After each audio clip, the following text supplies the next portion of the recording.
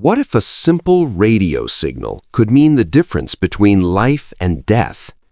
What if, in the middle of a storm, when phones fail and power goes out, a quiet voice on the air becomes your only warning? In Canada, a land of vast wilderness and extreme weather, that voice has saved countless lives.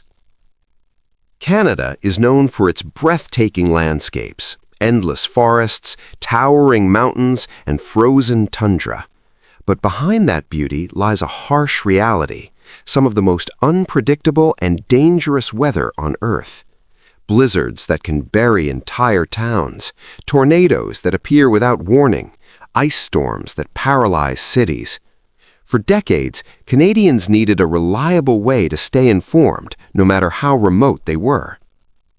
Before modern technology, weather warnings were slow and inconsistent. People relied on newspapers, word of mouth, or scheduled radio broadcasts, but storms don't wait for schedules. Everything changed in the mid-20th century.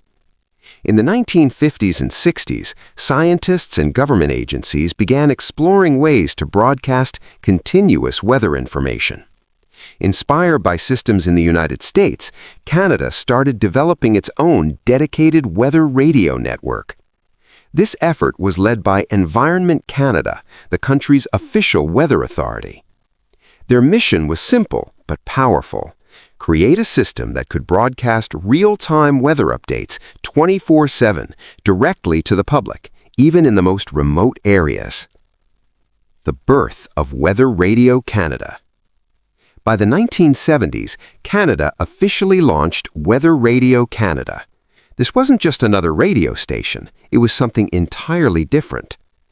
Weather Radio Canada provided continuous weather forecasts, severe weather alerts, and emergency warnings, all broadcast on special radio frequencies that anyone could access with a weather radio receiver.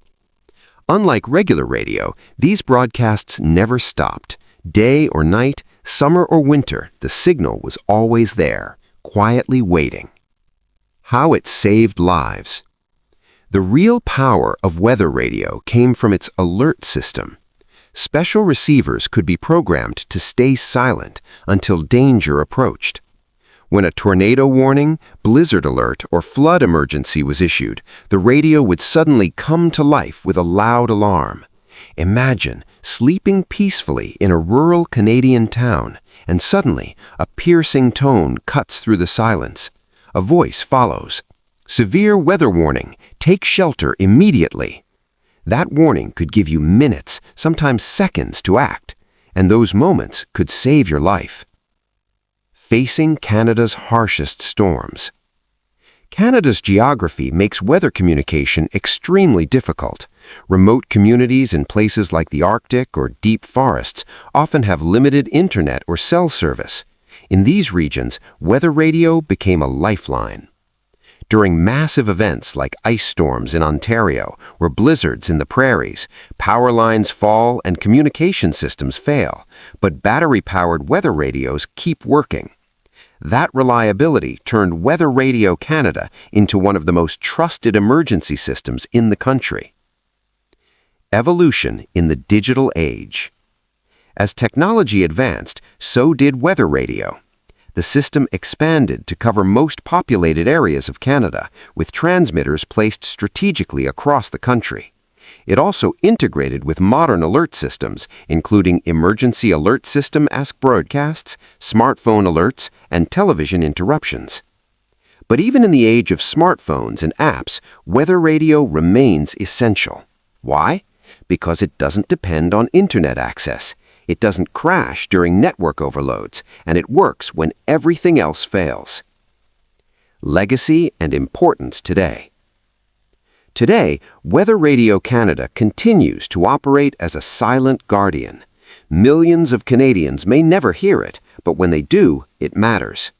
In a world filled with advanced technology, sometimes the simplest tools are the most reliable.